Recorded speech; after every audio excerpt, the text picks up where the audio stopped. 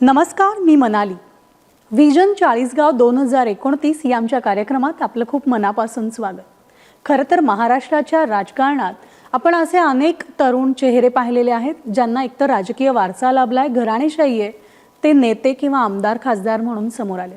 पण असेही काही त्याला अपवाद आहेत ज्यांना कोणतीही राजकीय पार्श्वभूमी नसताना देखील त्यांनी अवघ्या वयाच्या 34व्या वर्षी आमदारकी निभावली आणि ती नुसती निभावली नाही तर जनाधार देखील मिळवलाय. भाजपचे लोकप्रिय आमदार श्री मंगेश चव्हाण यांच्याविषयी त्यांच्याशी आपण गप्पा मारणार आहोत. पण तुम्हाला सगळ्यांनाच माहिती आहे, मंगेश चव्हाण हे नाव लौकिकास आलं किंवा हे नाव समोर आलं ते म्हणजे एकतर माननीय मंत्री महोदय, भाजपचे ज्येष्ठ नेते देवेंद्र फडणवीस आणि गिरीश महाजन यांचे अगदी विश्वासू सहकारी म्हणून. आणि त्यामुळे चाळीसगावमधल्या सगळ्या त्यांच्या मतदार राजांनी सुद्धा त्यांच्यावर तितकाच विश्वास ठेवला. तुमचं खूप खूप स्वागत आणि सगळ्यात आधी तुम्हाला शुभेच्छा सुद्धा. निवडणुकीची रणधुमाळी सुरू आहे, प्रचारामध्ये तुम्ही देखील खूप व्यस्त आहात, पण तरी देखील आज चाळीसगावमधल्या सगळ्या तुमच्या मतदारांना जाणून घ्यायचे सगळ्यात आधी की तुमच्या स्वप्नातला चाळीसगाव नेमका कसा आहे. राजकीय लोकांचं असं असतं की राजकारण आलं की मोठमोठी आश्वासनं द्यायची, अजेंडे काढायचे, जाहीरनामा, वचननामा, तेच घिसीपिटी शब्द की मी आरोग्यावर काम करेल, मी तरुणांसाठी काम करेल, मी इन्फ्रास्ट्रक्चर डेव्हलप करेल, असे ठरलेले शब्द असतात. म्हणजे अगदी याच विधानसभा क्षेत्रात म्हटलं तर 2014ला एक आशेचा किरण दाखवण्यात आला. बरोबर. सगळे मित्र मिळून आम्हालाही तसं एक ज्याला म्हणतो की रे ऑफ होप्स तयार करण्यात आले आणि की आपण ह्या गावाला आता जणू काही एकदम मोठी संजीवनी देऊन बदलू, अशी आश्वासक भूमिका फक्त बोलण्यातून दाखवून कामाला सुरुवात करायची असं दाखवण्यात आलं.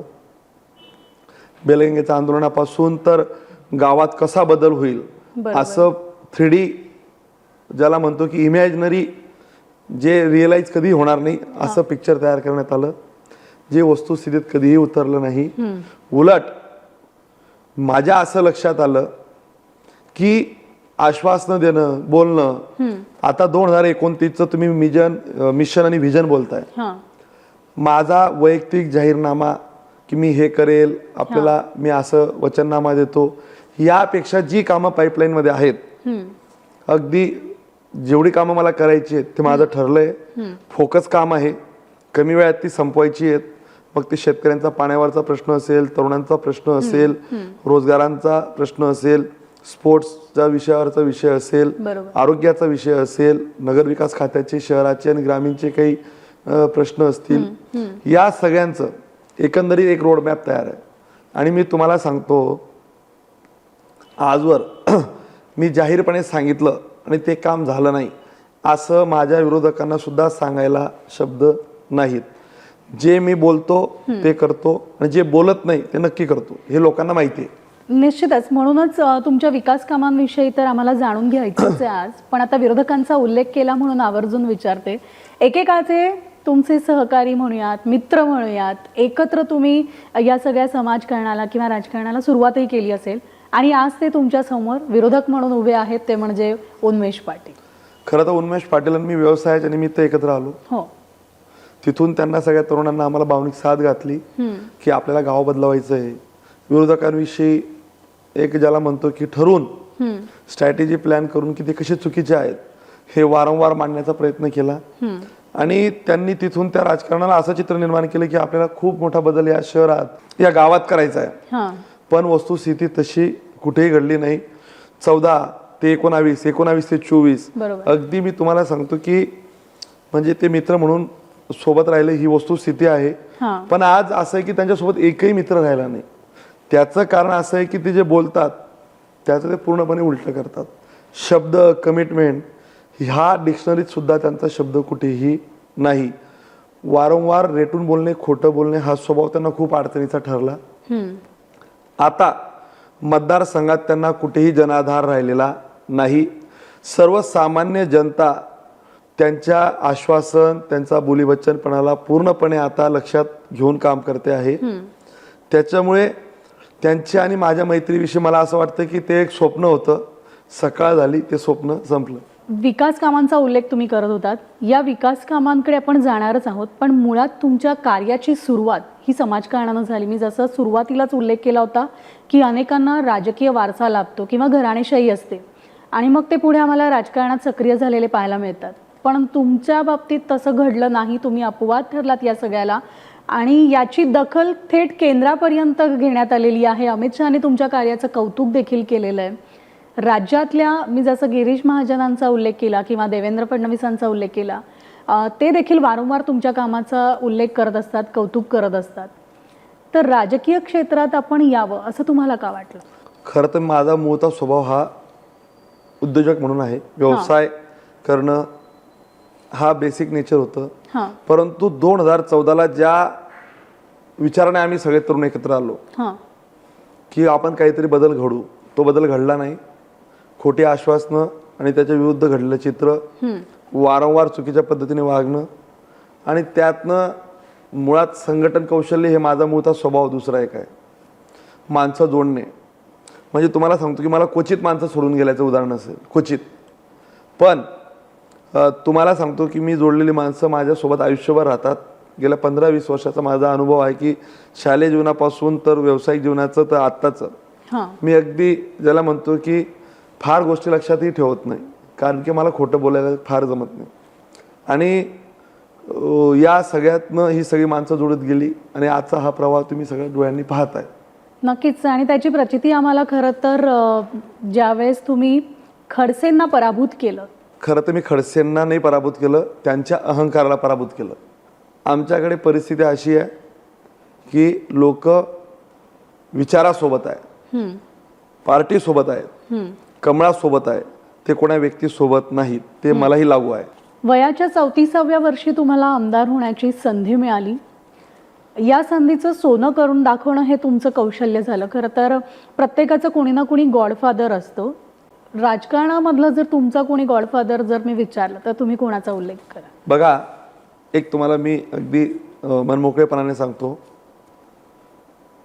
34व्या वर्षी संधी मिळाली. जे संधीचं सोनं तुम्ही म्हटलात हे फक्त ट्रेलर आहे, पिक्चर बी बाकी आहे. मी तुम्हाला फार सांगत नाही. माझा शब्द तुम्ही लक्षात ठेवा. येणाऱ्या 10 वर्षात चाळीसगावचं नाव महाराष्ट्रात सगळ्यात अग्रेसर तालुक्यांमध्ये राहील. अशा पद्धतीने काम चालू झालं आहे की जिल्ह्याच्या सर्व सुविधा पहिल्या टप्प्यात आम्ही इथं आणतोय. पाण्यावरचे प्रश्न सोडवायचे आहेत. म्हणजे तुम्हाला सांगतो की चाळीसगाव बदलतोय, इतिहास घडतोय हे तुम्हाला सांगितलं जाईल. मला राजकारणात जर भक्कम साथ कोणी दिली असेल तर सन्माननीय गिरीश महाजन साहेबांनी. त्यांनी जो माझ्यावर विश्वास ठेवला, ज्या परिस्थितीत साथ दिली, त्यावेळेस कदाचित मी डगमगलो होतो. आज इथपर्यंत पोहोचताना त्यांचं खूप मोठं योगदान माझ्या मागे आहे. ते बिलकुलही नाकारून चालणार नाही. विकास कामांचा उल्लेख आपण करत होतो. चाळीसगावमध्ये गेल्या 5 वर्षांमध्ये तुम्ही केलेली विकास कामं, यावर तुमचे मतदार नागरिक खरंच समाधानी आहेत का? बघा, नेते खोटं बोलतात. डिपॉझिट जमा व्हायची वेळ आली तर नेता म्हणतो की मला लोक चांगलंच म्हणतात. हे मला विचारण्यापेक्षा तुम्ही जरा बाहेर रिव्ह्यू घ्या, लोकांना विचारा जनतेचे परसेप्शन काय आहेत. ही वस्तुस्थिती आहे. मी काय साक्षात परमेश्वर जरी पृथ्वीवर इथं आला तरी तो 100% समाधान कोणाचंच करू शकत नाही. पण लोकांनी 2019ला जो विश्वास टाकला होता, दिवस रात्र एक केली. जनतेचा विश्वास सार्थक ठेवण्यासाठी बाजूपणाला लावली. त्याचं सकारात्मक चित्र प्रतिबिंब खाली आता उतरलं आहे. मला हा प्रश्न असं वाटतं की मी माझं स्वतःचं कौतुक करून घेण्यापेक्षा जरा तुम्ही लोकांना विचारलं तर अधिक योग्य होईल.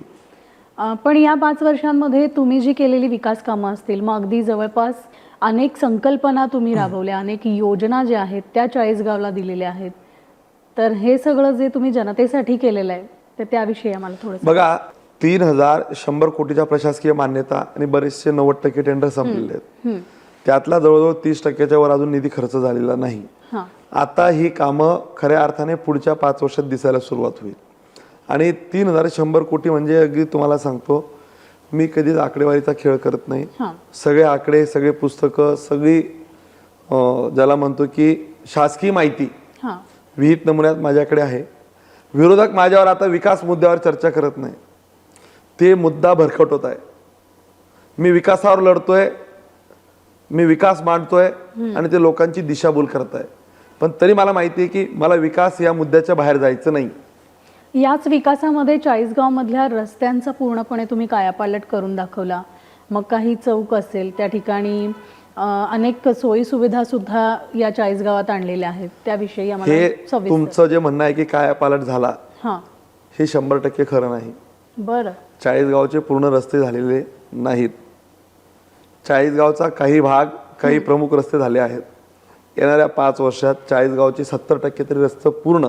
हे सत्य खरं तर खूप कमी जण बोलतात. नाही, मी तुम्हाला तुम्ही सांगतो सुरुवातीलाच म्हटलं की तुम्ही मला कधीही विचारा, सत्य हे सत्यच असतं. हां, आणि राजकीय लोकांना अगरबत्त्या ओळखून घ्यायला जास्त आवडतात. फार त्या भानगडीत मी पडत नाही. हां, तुम्हाला सांगतो की शहराची रस्त्यांची दुरावस्था आहे. लोक अजून त्रासाला सामोरे जात आहे. हां, मागच्या वेळेस नगरपालिका ज्या नेतृत्वाच्या ताब्यात दिली त्या नेतृत्वाने भ्रमनिराश केला. मागची 25-30 वर्ष नगरपालिकेत फार विकास कामं झाली नाहीत. त्याचा परिणाम सगळा लोड आता माझ्यावर आलेला आहे आणि लोकांच्या माझ्याकडनं खूप अपेक्षा वाढल्या आहेत. पण मी तरी तुम्हाला सांगतो, ह्या 5-7 वर्षात खूप चित्र बदललेलं असेल. म्हणजे तुम्ही विश्वास ठेवणार नाही. चाळीसगाव बघण्यासाठी आवर्जून काही लोक येतील की चाळीसगाव बघायला गेलं पाहिजे, कसं डेव्हलप झालंय. मॉडेल विकासाचं काय असतं याचं उदाहरण येणाऱ्या 10 वर्षात चाळीसगाव एक असेल. पुढचा माझा मुद्दाच हा होता, तो म्हणजे अनेक खरं तर या ठिकाणी ऐतिहासिक गोष्टी आहेत, ऐतिहासिक वारसा लाभलेला आहे आणि ते आपण पुन्हा एकदा सगळ्यांसमोर आणणं खूप गरजेचं आहे. आणि मग त्या दृष्टीने तुम्ही काही प्लॅन्स केलेत का? बघा, पर्यटन विषयावर पाटणादेवी एक मोठा विषय होता. हां, त्यामध्ये गणित नगरीचं मागच्या काळात मोठं आश्वासन दिलं गेलं. हां, त्याची वीटही रचली गेली नाही. आता मी त्यांना पर्यटनमधनं 20 करोड रुपये दिलेत हां, आणि पर्यटनमध्ये मन्याड डॅमला 10 करोड रुपये बोटिंगसाठी दिलेत. हां, पाटणा देवीला डेस्टिनी 2.0 म्हणून एक प्रोग्राम दिल्लीचा केंद्राचा होता पर्यटनचा. हां, त्यामध्ये महाराष्ट्रातनं फक्त 2 प्रस्ताव गेले.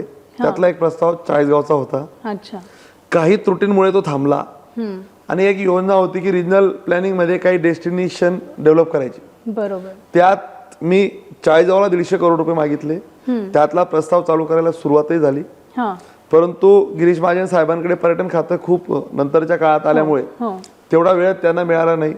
पण मी तुम्हाला सांगतो की फार सांगत नाही, पाटणा देवी, मन्याड डॅम इथले काही अजून पर्यटन स्थळे आहेत, किकीमूस आहेत, हां, भास्कराचार्यांच्या विषयावरचा काही एक मोठं काम मला करता येईल असं आहे. हां, मला असं वाटतं की पर्यटन या विषयावर मोठं काम पुढच्या 5-7 वर्षात मला उभं करायचं. महिलांसाठी लाडकी बहीण योजना ही खरं तर महायुती सरकारनं आत्ता आणली, पण चाळीसगावचे हे विद्यमान आमदार मंगेश चव्हाण म्हणजे तुम्ही स्वतः ही योजना गेल्या 3-4 वर्षांपूर्वीच आणलेली आहे. चाळीसगावमधल्या लाडक्या बहिणीला तुम्ही या आधीच खरं तर ओवाळणी दिलेली आहे. कसं झालं की कोविडच्या करोनाच्या काळात हां, आशा सेविका, अंगणवाडी मदतनीस या सगळेजण अगदी जीवावर उदार होऊन काम करत होते बरोबर. आणि त्या वारंवार यायच्यात. 1-2 घटनाही घडल्यात परिवारामध्ये. अच्छा, आणि त्यांनी मला सांगितलं की दादा आम्ही अशा पद्धतीने काम करतोय, अगदी कोविडमध्ये कोणी लोक रस्त्यावर येत नाही, आम्ही येतोय. आणि मी भाऊबीज दरवर्षी बहिणींची करतो त्यांची. हां, म्हणजे अगदी तुम्हाला विश्वास बसणार नाही, त्यांना सक्का भावापेक्षा मी पक्का वाटतो. अच्छा, जर त्यांना अडचण आली त्या बहिणींना हां, तर त्यांच्या डोळ्यासमोर नाव कुठलं असेल तर मंगेश चव्हाण. आणि हे राजकारणाच्या पलीकडचं नातं आहे. बरोबर. मी 1 ट्रेन न्यायचो, ह्या वर्षी 2 ट्रेन नेल्या होत्या. हां, पंढरपूरची वारी आणि रायगडची वारी ह्या माझ्या आयुष्यातले 2 ठेवा आहेत. अविभाज्य त्याचं कारण घटक असं आहे की मी अगदी 4-5 वर्षाचा, 3-4 वर्षाचा असेल, अगदी तेव्हापासून आई वडिलांसोबत त्यांच्या खांद्यावर बसून, कडेवर बसून आई वडील मला घेऊन जायचे. तेव्हापासून तर मधली 2-4 वर्ष माझ्या करिअरची, उद्योगाची सोडली तर कधीही वारी माझ्या घरातली माझी चुकली नाही, आई वडिलांची चुकली नाही. पांडुरंगाची अशी कृपा आहे की वारीला कधी काळी ते कोणाकडनं तरी पैसे जमून जायचं किंवा आपल्याला वारीला जायचं म्हणून 2 पैसे सांभाळून ठेवायचे. अच्छा, पंढरपूरची वारी गावातनं आम्ही चालू केली. हरिपाठ, सारीपाठ, अनेक कीर्तन सप्ताह करायचे. हां, तिथून ती लहानपणापासून गोडी लागली. तुम्हाला सांगतो, लहानपणी माझा हरिपाठ पाठ होता. माझी आई अशिक्षित आहे, तिला लिहिता वाचता येत नाही, हां, पण तिचा हरिपाठ पाठ त्यावेळेस होता. हे संस्कारच माझ्या परिवारातनं मला आले आणि वारकरी परिवारातनं असल्यामुळे ती वारी मी पुढे चालू केली. बरं. आणि तरुणांसाठी एक निर्व्यसनी, नीतिवंत, भविष्यातला तरुण तयार व्हावा म्हणून मी रायगड वारी चालू केली. आमदार होण्याच्या अगोदर केलेली वारी लोकांना ती राजकीय वारी वाटायची, अच्छा. परंतु आता लोकांना ती आत्मीयतेची, अध्यात्माची आणि शिवरायांच्या रायगडची वारीची एक प्रचिती आली. बरोबर. लोकांना ती वारी आता महाराष्ट्रात एक नंबर पर्यंत, ज्याला आपण म्हणतो की चांगल्या वाऱ्यांपैकी एक वारी, आमदारांनी केलेल्यापैकी एक ती वारी असेल, मला असं वाटतं.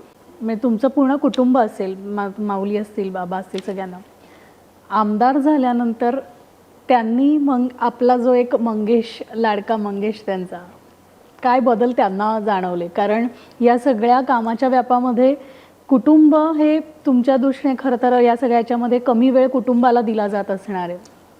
खरं सांगू का, माझ्या आईला आमदार काय असतं अजूनही माहित नाही. ती खूप साधी आहे. हां. वडिलांना पण माझ्या घरात ह्या पदाचा हवा कोणाच्याच डोक्यात गेली नाही. माझे पोरं, बायको, आई वडील आणि अगदी मी पण हां. अगदी जमिनीवर राहतो. आमदारकी ज्या दिवशी डोक्यात जाईल, हवा डोक्यात गेली म्हणजे समजायचं की रासाला सुरुवात होईल. करेक्ट.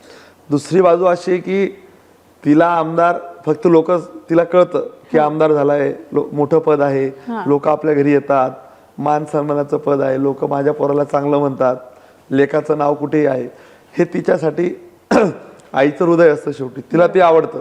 पण तिला आमदार म्हणजे काय करू शकतो, हा तिचं त्या आमदाराचं महत्व काय आहे ते खूप साधी आहे. मी हा प्रश्न याच्यासाठी विचारला कारण तुम्ही मगाशी म्हणालात वारीच्या वेळेला लहानपणी तुम्ही पैसे साठवून ठेवायचात वारीसाठी, तर हा जो बदललेला प्रवास आहे म्हणून मला ते म्हणजे जाणून तुम्हाला घ्यायचं. सांगतो की बघा, माझा परिवार तसा खूप सर्वसामान्य होता.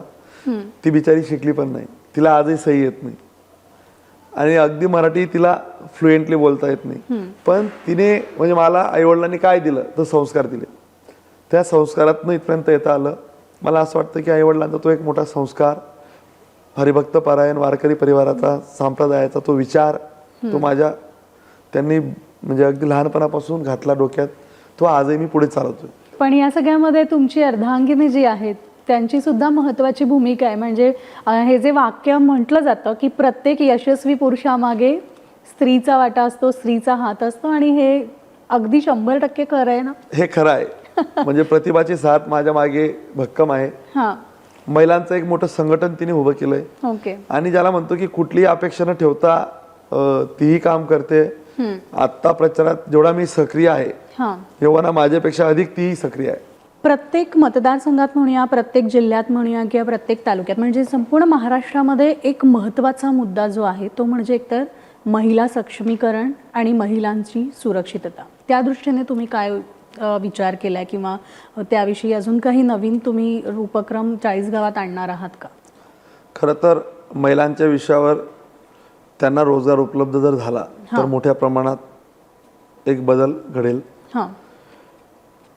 जेवढ्या बचत गट आहेत त्या बचत गटांना स्ट्रेंथनिंग करण्यासाठी मी एक मागे भवन दिलेत. ओके. त्यातली काही पूर्ण झाली, काही आता पूर्ण होतील. पण बचत गटांच्या संदर्भात पुढच्या 5 वर्षात एक अजेंडा, रोडमॅप तयार करून काम करायचं ठरलं आहे. हां. त्यांना मधल्या काळात मी ट्रेनिंगही दिलं. त्यांचे प्रोडक्ट पोर्टल्सवर जाऊन वेगवेगळ्या ऑनलाईन प्लॅटफॉर्मवर कसे आपल्याला विकता येतील, हां. म्हणजे तो अगदी महाराष्ट्रातला एक आयडियल प्रोजेक्ट करायचं माझं ठरलं होतं. ते अडचण अशी आहे की तेवढ्या अजून महिलांची विचार करायची पद्धत आमच्याकडे तेवढी अजून जात नाही. पण मला ह्यावेळेस असं लक्षात आलं की महिलांचा सक्रिय राजकारणातला सहभाग हा खूप महत्त्वाचा आहे. राजकारणाच्या पलीकडे त्यांना उद्योगात जर आपण जर मदत केली तर त्याचा फायदा त्या परिवारांना होईल. आणि मी तुम्हाला सांगतो की पुढच्या 5 वर्षात महिलांवर जे काम या मतदारसंघात होईल ते महाराष्ट्रातलं रोल मॉडेल असेल. क्या बात आहे. तुम्ही आता ऑनलाईनचा पण उल्लेख केला. खरं तर ऑनलाईनच्या या युगात तितकेसे लगेचच सगळे राजकारणी असतील किंवा विविध क्षेत्रातली लोक असतील अगदी तितकी यूज टू नाही झालेली आहेत. पण विकासाच्या दृष्टीने म्हणूया, तरुणांच्या दृष्टीने म्हणूया, आज ऑनलाईनला जास्त महत्त्व आलंय. नाही, ऑनलाईनला आता तर सगळंच तुम्ही पाहता की सगळेच लोक आता प्रेफरेबली सगळ्याच गोष्टी ऑनलाईनलाच, म्हणजे सगळ्याच गोष्टी बघायला लागलेत हा आणि खूप हायटेक आता सोशल मीडिया खरं सक्रिय झालेला दिसतोय आपल्याला यामध्ये. तुम्हाला सांगतो की टेक्नो सॅव्ही ज्याला आपण म्हणतो की बरोबर. बदलत्या काळात बदलती राजकीय सगळीच शस्त्र राजकारणाची वापरली पाहिजे. माझ्याकडे कार्यालयात हा एक चांगली यंत्रणा आहे की बऱ्यापैकी जे काही 10-20 आमदार जे ऍक्टिव्हली सोशल मीडिया कॅम्पेन करत असेल त्यात मी पण एक असेल. ओके. आणि मी एक ज्याला म्हणतो की माझी स्वतःची आमची एक टीम लगान टीम आम्ही तिला नाव दिलंय. अच्छा. ती कुठली प्रोफेशनल नव्हती पण आम्ही सगळं त्यातनं शिकून रिसर्च इनोव्हेशन करून ते सगळं तेही चालू केलं. पण ऑनलाईन प्लॅटफॉर्मवर पुढे लोकांना जावंच लागणार आहे असं एकंदरीत चित्र आहे. म्हणजे आपण पाहतो एकीकडे AI सगळीकडे आता एक टेक्नॉलॉजी लॉन्च झालेली आहे आणि त्यामध्ये आता इथल्या सगळ्या तरुणांसाठी तुम्ही काय संदेश द्याल? नाही, तरुणांनी बघा काय झालं की तुम्हाला सांगतो की आमच्याकडे जी कॉलेजेस आहेत हां. ती फक्त सर्टिफिकेट मागणारी कॉलेज आहेत. अच्छा. म्हणजे तुम्हाला सांगतो की अगदी माझे विरोधक म्हणून सांगत नाही, हां. माझे जे प्रतिस्पर्धी आहेत त्यांचं फार्मसी आणि इंजिनिअरिंग कॉलेज आहेत. बरं. 50 एक पोरं डिपार झाले कॉपी केसमध्ये, त्यांचं करिअर स्पॉइल झालं. म्हणजे त्यांच्या कॉलेजमध्ये स्टाफ नसतो, शिकवायला नसता, ही इथली एक दुरावस्था तयार झाली. कॉलेजेस ज्याला आपण म्हणतो की ज्या पद्धतीने झाले पाहिजे, इथं काही 2-3 जुन्या संस्था आहेत त्यांनी रेप्युटेशन सांभाळलंय. परंतु जे आताच्या काळातली जी शाळा कॉलेजेस चालू झाली ती ज्याला आपण म्हणतो की ती फक्त सर्टिफिकेट देतात डिग्रीचं डिप्लोमाचं, परंतु स्किलफुल ज्याला म्हणतो की एम्प्लॉयमेंट जनरेशन जे व्हायला पाहिजे ते होताना दिसत नाही. त्यासाठी एक वेगळा रोडमॅप करून त्याच्यावर काम करायचं आमचं चाललंय. आज नुसतं तरुणांना आश्वासन देणार मी 5,000 पूर्ण नोकरी देणार, नोकरी मिळावी घेणार, हे भूलभुलई आहे. म्हणजे लोक नोकरीच्या नावाखाली पैसे जमवतात. मला असं वाटतं की एखादा तरुण शिकलेला आहे, पिसलेला आहे, घरी बसला आहे, त्याला आपण अजून भावनिक साथ घालून त्याला कुठे अजून आगीत तेल ओतायचं. त्याच्यामुळे मी तो विषय तुम्हाला आज सांगत नाही. योग्य वेळ आल्यानंतर तरुणच तुम्हाला सांगतील की या माणसाने आम्हाला रोजीरोटीला लावलं. पण यंदाच्या या विधानसभा निवडणुकीमध्ये महाराष्ट्रभर जर तुम्ही पाहिलं तर मग महायुती असेल किंवा महाविकास आघाडी असेल, आश्वासनांचाच पाऊस सुरू आहे, भडीमार सुरू आहे. म्हणजे एकीकडे 1,500 रुपये अकाउंटमध्ये येणार, तर मग आम्ही जर आमचीच सत्ता आली तर 1,500चे 2,100 होतील. दुसरीकडे सांगितलं जातं 3,000 दिले जाते. ते आम्ही करू, ते करतील का नाही ती शंका आहे. बघा, महायुतीने जर सांगितलं आहे केंद्राने आणि महाराष्ट्र, केंद्राचं पण तुम्ही बघा, जवळ दिलेल्या आश्वासनं 91% पूर्ण केली. उभाठा आणि महाविकास आघाडी यांची आश्वासनं पहा, यांचा रेशो खूप कमी आहे. अगदी तुम्हाला सांगतो की ठाकरे साहेब मुख्यमंत्री असताना मी त्यांना जवळून पाहिलंय कार्यकाळ त्यांचं 2.5 वर्षाचा. महाराष्ट्रातला दुर्दैवी मुख्यमंत्री जर कोणी असेल तर त्यांचा कार्यकाळ गेला. कधीही कोणाला भेटले नाहीत, कुठल्याही समस्या जाणून घेतल्या नाहीत. महाराष्ट्रासारखं राज्य ऑनलाईन त्यांनी चालवलं असं होऊच शकत नाही. आता जे आश्वासनं देत आहे, कमिटमेंट व्हर्सेस परफॉर्मन्स, जे पक्ष देतील तेच राजकारणात टिकतील. वेळ काढण्यासाठी जे आश्वासनं देतील, आता बघा राहुल गांधींनी जे आश्वासनं दिली त्या आश्वासनांचं काय झालं, झालीत कुठे पूर्तता? त्याच्यामुळे ते काय आश्वासनं देत आहे, लोकांना माहिती आहे की पूर्तता कोण करू शकतं.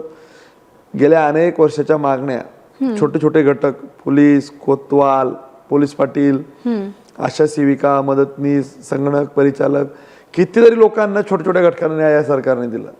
त्याच्यामुळे हे सरकार काम करणारं सरकार आहे हे राज्यात माहिती आहे. उद्धव ठाकरे मुख्यमंत्री असताना, म्हणजे तो काळ एकतर कोविडचा काळ होता, कोविडच्या काळामध्ये चाळीसगावामध्ये देखील तुम्ही खूप मोठी मदत इथल्या सगळ्या नागरिकांना केली. चाळीसगावामध्ये त्यावेळेच्या ज्या सोयीसुविधा असतील, मग अगदी रेमडेसिवीरपासून अनेक औषधं, ऑक्सिजन्स, हे सगळं तुम्ही त्यावेळेला तातडीनं खरं तर या ठिकाणी तालुक्याला दिलं. कोविडच्या काळामध्ये एकही दिवस मी घरी राहिलो नाही. म्हणजे तुम्हाला सांगतो की जेव्हा लक्षात आलं की याची आता लोकांपर्यंत लागण होईल, लोकांना खूप सफर व्हावं लागेल, मी अन्न छत्र चालू केलं.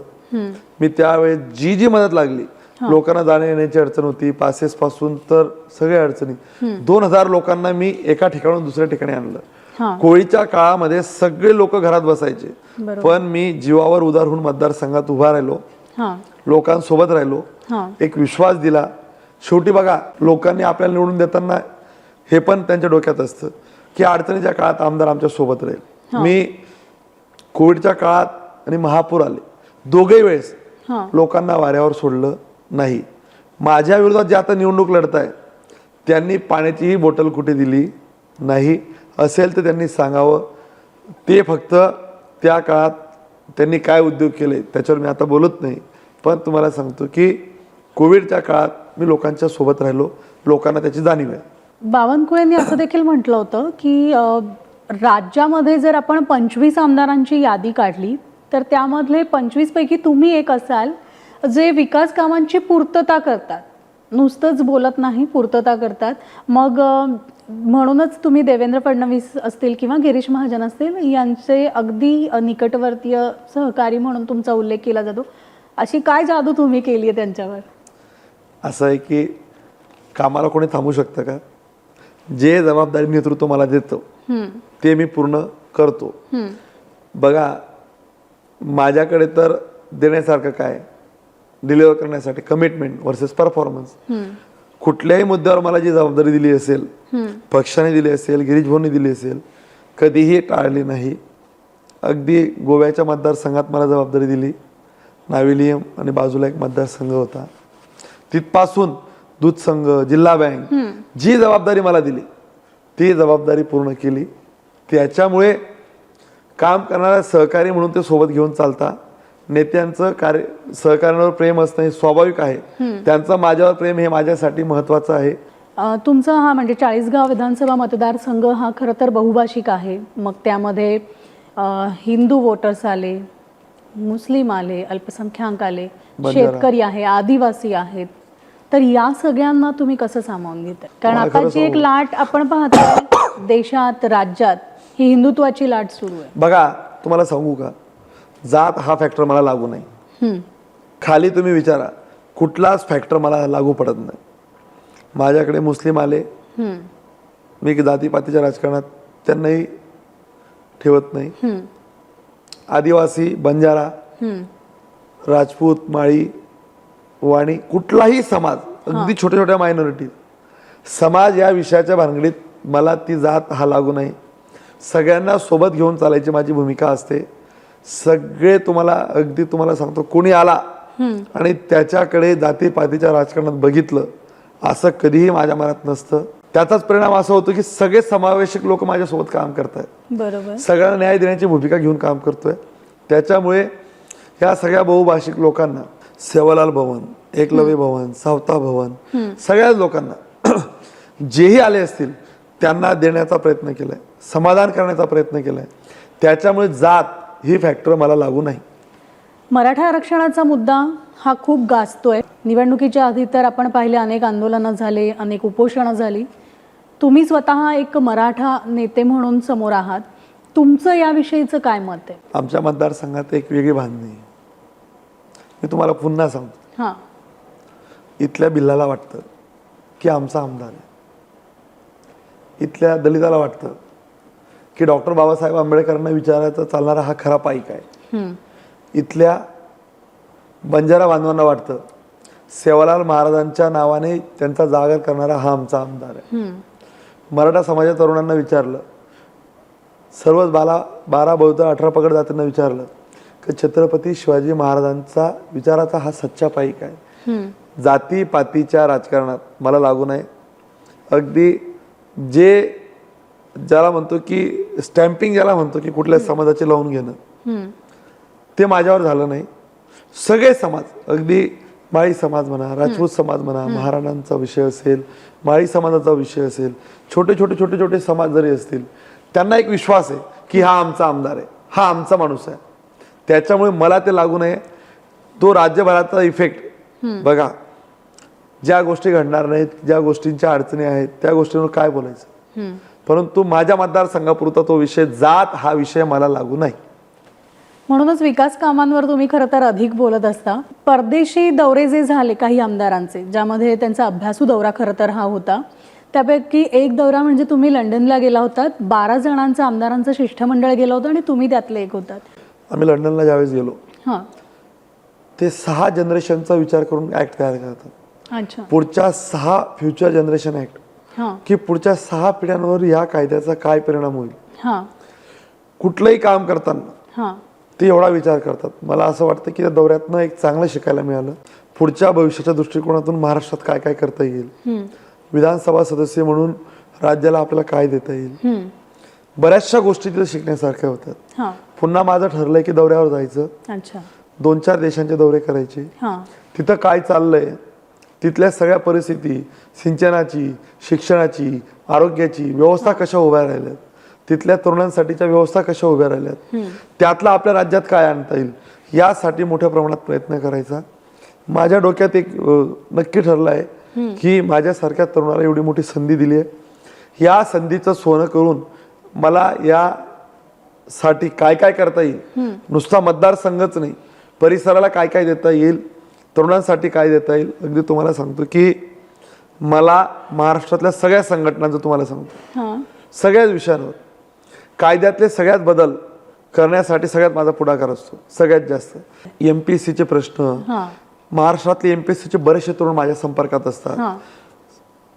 अगदी छोट्या छोट्या संघटना ज्यांना कोणीही वेळ देत नाही, त्यांना मंगेश चव्हाण जास्तीत जास्त वेळ देतो. का की या घटकांना सामावून घेतलं पाहिजे. बरोबर. आणि महाराष्ट्रातल्या मी या राजकारणातलं बऱ्याचदा चित्र पाहतोय. मी ज्या वेळेस तुम्ही जसं लंडन दौऱ्याचं म्हटलं, तिथली जी व्यवस्था जी उभी राहिली, त्यातल्या छोट्या छोट्या घटकांना न्याय दिला गेला, ती भूमिका माझ्या एक लक्षात आली. आणि मी महाराष्ट्रातल्या पण बऱ्याचशा ज्या संघटना आहेत त्यांना, म्हणजे ग्रामसेवकांपासून तर अगदी सगळ्याच संघटना, यांना यासाठी वेळ देतो की हे स्ट्रेंथनिंग करून आपल्याला महाराष्ट्रातल्या ह्या सगळ्या लोकांपर्यंत त्यांच्या मार्फत ज्या व्यवस्था पोहोचतात त्यांना ताकद दिली पाहिजे, म्हणून मी त्यांना देखील मदत करत असतो. तुमचं आमदारकीचं मानधन मिळतं, त्यातनं सुद्धा दाखवून दिलेले ते म्हणजे एकतर स्कॉलरशिप तुम्ही देता तरुण तरुणींना, युवतींना, जेणेकरून त्यांना एक प्रोत्साहन म्हणू शकतो त्यांच्या भवितव्यासाठी. ते मी बघा, शिक्षण या विषयावर दरवर्षी एक कार्यक्रम घेतो. हां. मानधनातला काही भाग देऊन, काही NGO मधून आणून. हां. तुम्हाला सांगतो की मला माहिती आहे की ग्रामीण भागात अडचणीच्या परिस्थिती असतात. पोरांना कोणीतरी आमच्या मागे उभा आहे की सगळ्यांनाच मदत लागत नाही. अगदी तुम्हाला सांगितलं की मॅडम तुम्ही घाबरू नका, मी आहे. तुम्हाला एक आशेचा किरण वाटतो, तुम्ही काय माझ्याकडे मदत मागायला याल असं नाही. 100 लोकांना सांगितले की काही घाबरू नका, मी आहे ना, आणि आले तर करू ना मदत, काही अडचण नाही. कोण काय मागतं, कोणी तर म्हणत नाही माझ्या घरचा किराणा करून द्या. मी तरुणांच्या पाठीमागे कायम उभा राहतो. शिक्षक, विद्यार्थी हा असा दुवा आहे. म्हणजे तुम्हाला सांगतो की शालेय कार्यक्रम माझ्या एवढे खूप क्वचित लोकांनी राबवले असतील. दरवर्षी मी शिक्षण या विषयावर एक कार्यक्रम राबवतो. तो यासाठी की तरुणांमध्ये त्याची जागृती व्हावी, कोणीतरी आपल्या पाठीमागे आहे. विद्यार्थ्यांना शिष्यवृत्ती देतो यासाठी की बाबा आपल्याला कोणीतरी सोबत आहे. चाळीसगाव मधल्या सगळ्या जनतेला तुम्ही काय आवाहन करा? तुम्हाला अगदी सांगतो, आव्हान एकच करेल, 2024ची विधानसभेची निवडणूक ही फक्त मंगेश चव्हाणला आमदार करायची म्हणून लोकांनी बघायची नाही.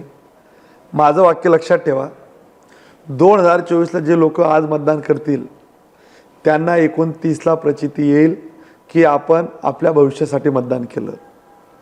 तरुणांना कळेल की 2024चं मतदानाचा फायदा आपल्याला काय झाला. जेवढ्या लाडक्या बहिणी आहेत त्यांच्या लक्षात येईल की 1500चे 2100 करण्यासाठी आपला भाऊ आपल्यासोबत राहिला. वारकऱ्यांना कळेल की हिंदुत्वाचा अखंड परंपरेचा पाईक असणारा पायकाला आपण मतदान केलं. सगळे आबाल उद्यानपासून तर ज्यांना डेव्हलपमेंट पाहिजे, उद्योजकांना कळेल की व्यवसायाला मदत करणारा आपल्याला सगळ्यांना सहकारी मिळाला. या पद्धतीने मी तुम्हाला सांगतो की स्टिंग ऑपरेशन्स करणारा जिगरबाज युवा मिळाला. 2024 ते 29 चाळीसगावकरांच्या स्वप्नातलं चाळीसगाव घडवण्याची ही मतदान आहे. या मतदानाचा परिणाम तुम्हाला 29ला पुन्हा दिसेल की आपण कोणत्या माणसाला मतदान केलं आणि त्याचा काय परिणाम झाला हे मी तुम्हाला कृतीतनं दाखवून देईन. मला स्वतःला मंगेश चव्हाण हे नाव जेव्हा आम्ही ऐकतो किंवा समोर येतं त्यावेळेला स्टिंग ऑपरेशन करणारे आमदार म्हणून मला अधिक आवडलं, कारण असे कमी आमदार आहेत ते प्रत्यक्षात उतरून त्याच्यावर खरं तर कठोर कारवाई करताना दिसतात. वेषांतर असो किंवा मग जाऊन तिथं स्वतः तपासणी करणं असो, तर हे तुम्ही कायम वारंवार करता. बघा कसं आहे की मतदारसंघ असेल किंवा कुठल्याही लोकांना त्रास हां होत असेल आणि त्याचं ग्रेव्हियन जर आपण घेत नसू, शेवटी लोकांनी आपल्याला निवडून दिलं आहे की खाली जनतेत काय चाललंय. हां छत्रपती शिवाजी महाराजांच्या राज्यातही असं घडायचं. ते वेषांतर करून खाली काय चाललंय, लोक आपल्याविषयी समाधानी आहेत की नाही, लोकांना काही पिळवणूक होते का, छळवणूक होते का, तेही बघायचं. आणि त्यांचा मावळा म्हणून मी तो विचार करतो की खाली काय चाललंय हे क्रॉस चेक केलं पाहिजे. बरोबर आहे. लोकांना मनात काय चाललंय ते बघितलं पाहिजे. आणि बऱ्याचदा मी असं तपासत असतो, त्याचं एखादं स्टिंग ऑपरेशन तुम्ही बघितलं असेल. हो, म्हणजे अनेकदा खरं तर कार्यकर्ते असतील किंवा हे असं भेसळ प्रकरण असेल किंवा बेकायदेशीर गोष्टी करणारे हे तिथल्या नेत्यांची नावं घेऊन ह्या गोष्टी करताना सुद्धा दिसतात. माझा मोठा स्वभाव आहे अन्यायाच्या विरुद्ध लढणे, वाचा फोडणे, स्पष्ट बोलणे. माझ्या मतदारसंघात इतरही ठिकाणी जिथं जिथं कोणावर अन्याय होत असेल तर माझं काम आहे, मग तो कोणी असू दे, त्यात कमीपणा मला तर कधीच वाटत नाही. वेषांतर करून यासाठी करावं लागलं की राज्यासमोर एक चित्र निर्माण होईल, त्याचा महाराष्ट्रभर इम्पॅक्ट झाला, त्याचा महाराष्ट्रभर त्याचं एक उदाहरण गेलं. बरोबर. आणि एकदा काय 10दा जरी वेळ आली तर मी असं करेल. तुम्ही खरं तर प्रत्येक गोष्टीवर प्रचंड अभ्यास केलाय. तुमच्या चाळीसगाव विधानसभा मतदारसंघावर तुम्ही बारकाईनं अभ्यास केलाय. राज्यामध्ये आजही प्रामुख्याने जी समस्या जाणवते ती म्हणजे एकतर पाणी, दुष्काळ. मी आता पाण्याचा प्रश्न असा सोडवतोय की पिण्याचं चाळीसगाव शहराला 150 कोटीची नवीन योजना मंजूर केली. प्रादेशिक योजना म्हणून ग्रामीण भागातील बऱ्याचशा योजना पूर्ण केल्यात. 17 गावांची माझी रोहिणी डोंडीगर आता जी योजना आहे ती आता लोकार्पण मी महिन्या 15 दिवसात करून टाकेल. ती योजना पूर्ण ते शेतीसाठी पिढ्यांची एक योजना होती ती करतो आहे. गिरणे तुम्हाला मी बोललोय की गिरणेचं पाणी पुन्हा मराठमध्ये आणायचंय, नारपारचं पाणी गिरणेत आणायचंय. हा प्रकल्प आम्ही राबवतोय. आणि बरेचसे छोटे छोटे कॅनल्स कनेक्ट करायचे की ज्या माध्यमातून शेतकरी समृद्ध होईल. मी तुम्हाला सांगतो बारामती नंतर चाळीसगाव पॅटर्न हा महाराष्ट्रात जाईल. ओके. मी फार मोठी आश्वासनं तुम्हाला आज सांगत नाही, माझं वाक्य लक्षात ठेवा. पाण्याचा शेतकऱ्यांचा पॅटर्न हा सगळ्या पाठचाऱ्या मी आता कॉन्क्रिटीकरण करतोय. त्यातल्या 70 कोटीच्या पहिल्या टप्प्यात आता करतोय.